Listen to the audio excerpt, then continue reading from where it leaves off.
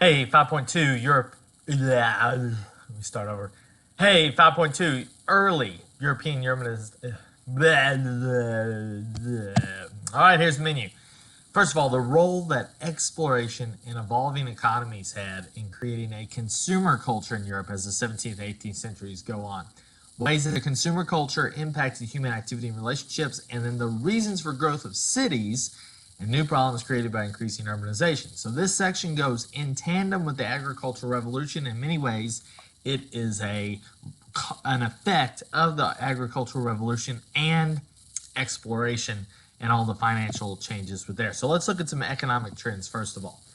The first thing to note is that exploration provides Europe with this Walmart and Costco and Sam's Club and all those of Target, and other places where you can get all of these new materials, get raw materials to make finished goods, laborers, in different contexts there, and also markets for different commercial and industrial enterprises in Europe. Basically, the New World services and economic steroids, for Europe.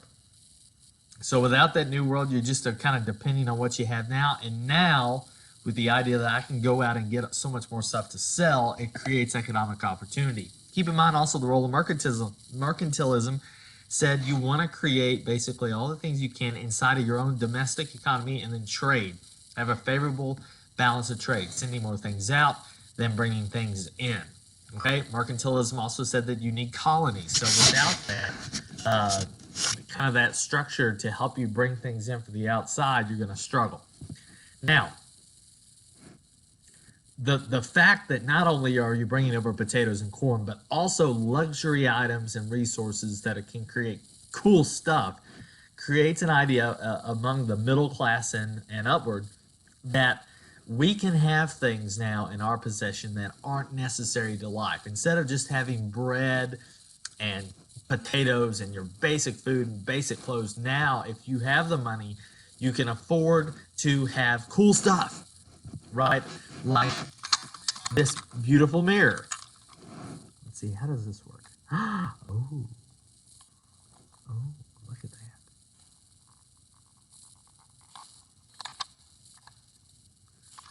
Very cool. So it creates a time period called the consumer revolution. That is different than the commercial revolution, which was the growth of business and trade, a direct offset of the exploration started in 1492. This consumer revolution in the 18th century is basically the growth of a consumer culture, and that now people are more consumers for want than consumers for need. Let me say that again. They're consumers for want. It's like, I want this, right? Instead of saying, I need this to survive. Now you have the middle class and up saying, I want this to help my life. And it's also shaped by new concern for privacy, encouraging the purchase of new goods for homes, and created new venues for leisure activities. Let's look at our woman. We've looked at this painting before called Maternal Care, but when you talk about the concern for privacy, most homes, peasant homes, even early modern European homes with some of the artisans and craftsmen and merchants are going to be very basic homes. But now you start to see houses that develop concerns and interests for privacy, different rooms for different purposes. And you have this little room right here, which is basically your bed chamber. It provides privacy for whoever sleeps there, whether it be the mom or the girl or the little chupacabra here. Who knows what it is. You also have, again, like I said, the need and growth of luxury items. This is what we have, basically porcelain dishes. So I don't know, your parents or grandparents might have a big cabinet with fine china. Let's see what else we have here. So there's some nice consumer items.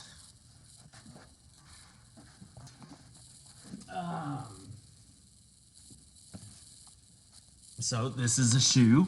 Okay, it's nice. It's pretty looking. Okay, this is one of Piper's toys. She didn't need that. She ripped all the stuffing out and eviscerated Mr. Bill.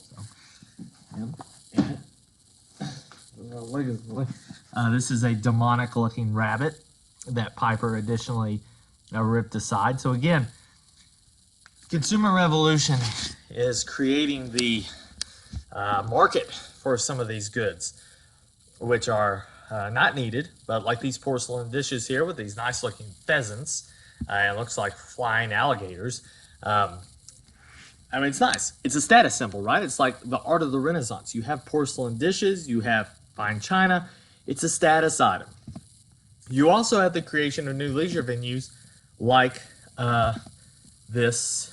Well, oh, there we go. Okay, so that was bad animation. This coffee house, which coffee is a foreign product brought in from the New World, developed into a drink that none of us can live without, except for me. I never drink coffee. I know, I'm fancy.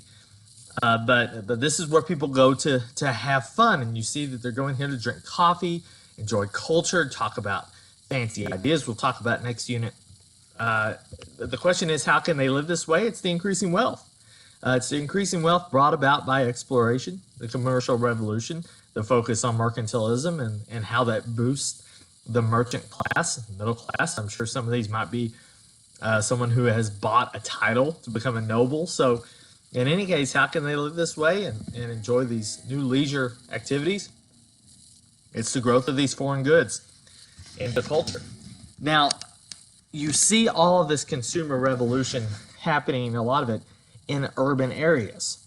So yes, we have this economic revolution happening in urban areas, but you also see it not only at the top with the consumer revolution, but the bottom. If we remember back to the cottage industry, many peasants decided to move to cities. The question then being, what happens to that increase of population in cities? Economic opportunities were there for various, let me try that again, various amount of jobs, kinds of jobs. I ate popcorn earlier and I have like it all over my throat. It's really, yeah.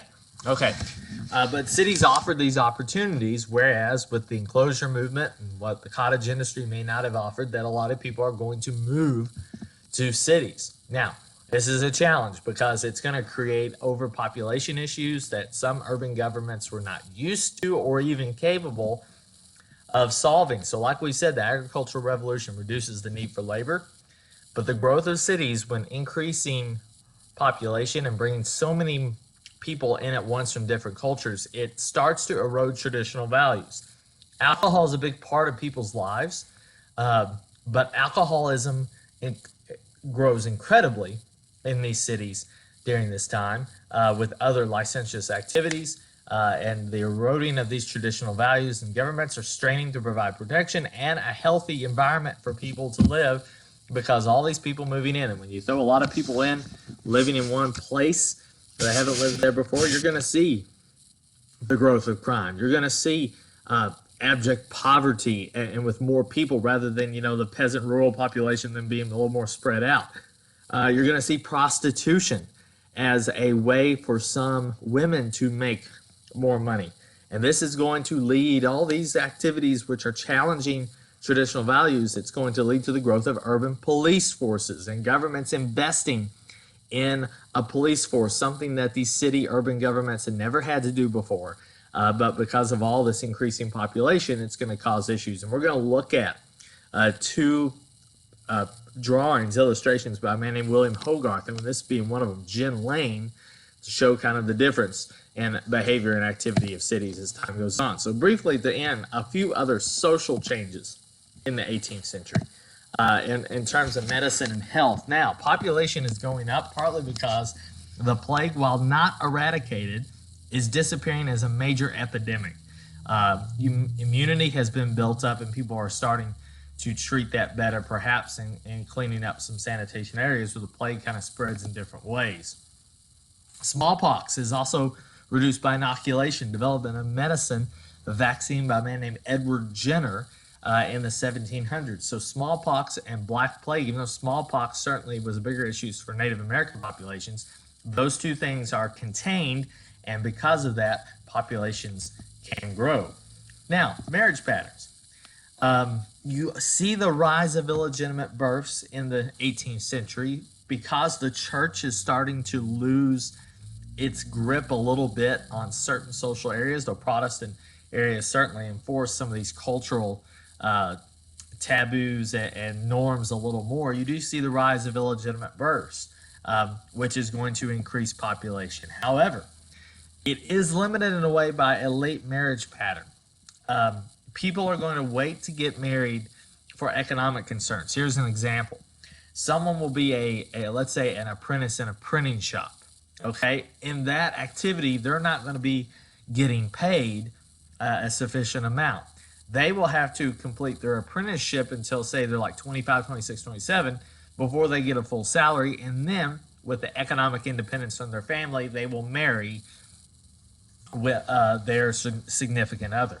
In many cases, with kind of the growth, going back to the illegitimate births, with the growth of housing in terms of new kinds of housing with the concern for privacy, that leads to illegitimate births, because in the 1600s, most houses contained, certainly in the peasant lifestyle, rural lifestyle, just one space. And you had not only your nuclear family, but you had grandparents, cousins, all living in one space. You didn't have any like private area to do, have relations or whatever that's called. Ask a health teacher. So like when houses start to reflect that need for privacy, you start to see little Jimmy and little Jane start to sneak off and do some things. And that's going to raise population. But again, the economic concerns will keep population from ballooning, and for marriage age-wise to stay down a little bit, because still many are going to traditionally wait until marriage to start a family or other things. Treatment of children. Last thing real quick.